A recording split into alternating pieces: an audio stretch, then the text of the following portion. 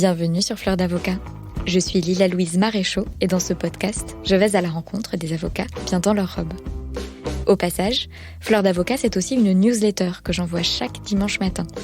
J'y raconte le développement de mes activités et j'y partage aussi de l'expertise, notamment en matière de communication et de marketing. Vous pouvez vous abonner depuis le site fleurdavocat.fr. Place à l'interview, je vous souhaite une bonne écoute. Ce qui est certain, c'est que le mot liberté, il est vraiment super important chez Square, et je pense que moi, c'est ce qui a fait que je les ai rejoints, clairement. Parce que j'étais à un moment où je m'étais installée depuis peu, je savais pas où j'allais non plus, j'avais toujours ce truc de me dire, je ne sais pas si je serai encore avocate demain.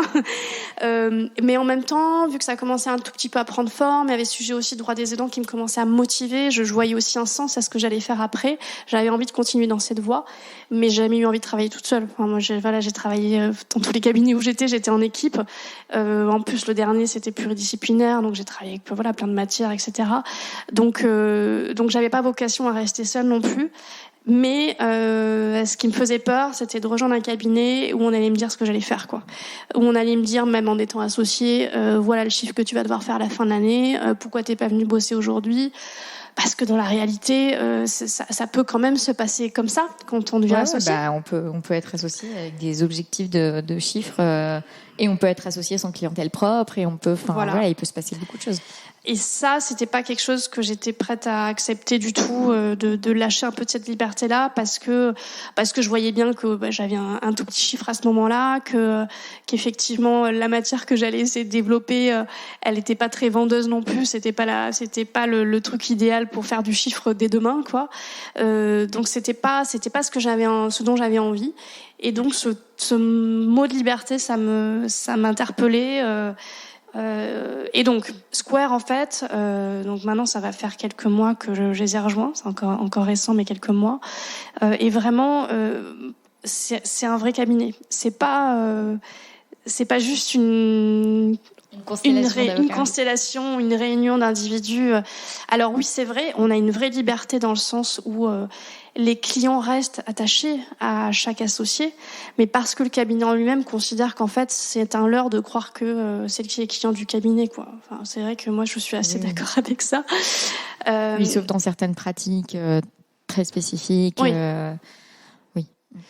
Donc finalement, certes, chaque associé a sa liberté de développer de la manière dont il le souhaite et de développer sa clientèle. Pour autant, c'est un vrai cabinet, c'est pas juste une marque qu'on nous met à disposition. Il y a, le travail. Moi, c'est comme ça qu'on me l'a présenté, et c'est comme ça que ça se présente aujourd'hui en réalité. Il y a énormément de travail les uns avec les autres, en fait. C'est ça la réalité. Parce que vous vous envoyez des dossiers. Bien sûr, parce que on travaille les uns avec les autres. C'est le principe même de, alors à part certains dossiers qu'on va traiter seuls, mais il y a plusieurs dossiers, on les traite à plusieurs. Effectivement, des dossiers multimatières aussi. On va travailler avec 5 personnes différentes. Exactement comme finalement j'avais l'habitude de le faire avant. Et oui, effectivement, le cross-selling marche très très bien. C'est aussi l'idée de Square de faire travailler les autres, d'être motivé pour le faire et aussi de se créer du chiffre par ce biais-là, clairement. Et ça marche très bien. Donc il y a une vraie synergie et le cabinet est très bon pour faire ça. Les associés fondateurs le sont. On a beaucoup d'événements qui sont organisés pour nous réunir, pour qu'on se connaisse tous, pour faire vivre aussi cette synergie et cette collectivité. Ouais. Non, mais c'est en fait. Mais Square, pas plus que la majorité des cabinets, notamment en France. En fait, il y a ce côté un peu où une entreprise classique, une entreprise classique optimale, on va dire, les associés, ils vont tous dans le même sens. Oui. On va chercher une cible qui est commune.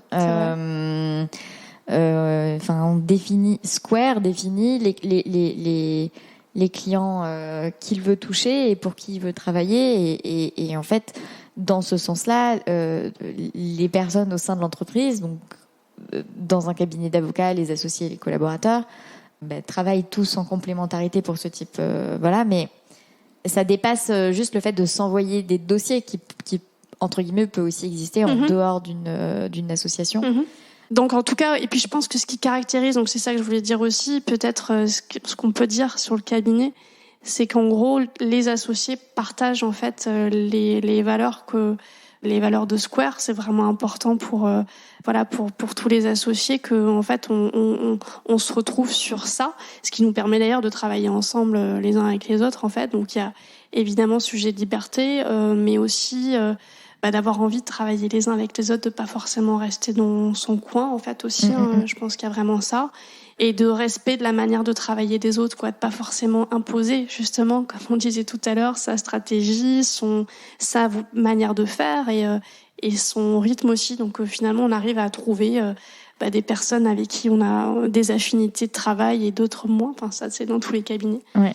Donc je pense que c'est surtout ça. Et puis l'idée, c'est que je pense que ce qui est intéressant aussi, ce que j'aimais bien, moi, j'avais un peu l'impression dans les grosses structures dans lesquelles j'étais passée, et notamment dans la dernière, de plus trop comprendre le sens de je servais qui en fait. J'avais plus l'impression de servir la structure en fait, en travaillant. C'était pas très clair pour moi.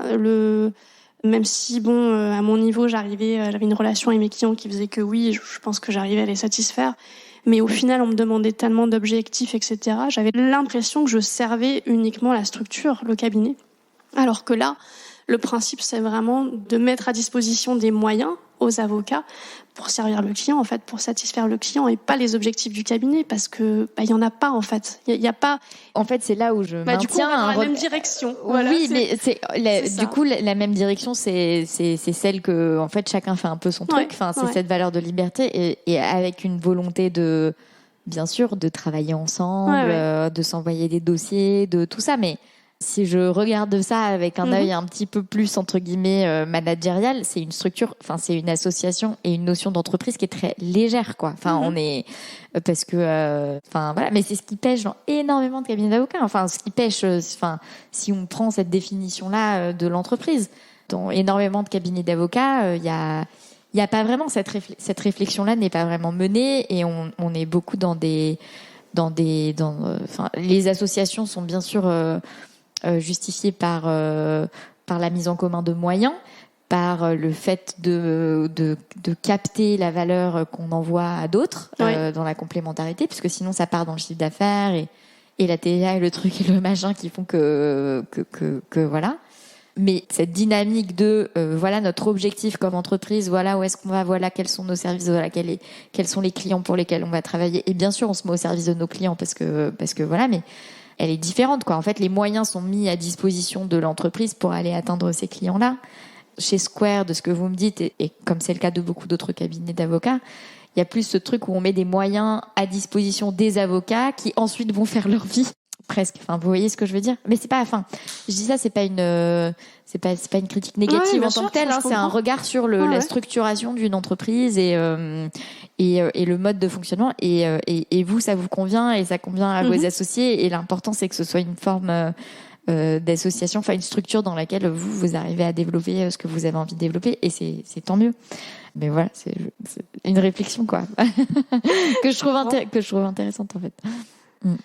Je comprends. Non, voilà. Donc, en tout cas, la conclusion, c'est qu'aujourd'hui, après avoir rejoint Square depuis quelques mois, mais je suis très contente de la manière dont ça a tourné. Et donc, on parlait effectivement de l'activité que je pouvais avoir aujourd'hui, donc qui a évolué, en fait, évidemment, là. Et qui évoluera encore. Voilà, exactement. Je pense que tout ça est vraiment en construction, en évolution.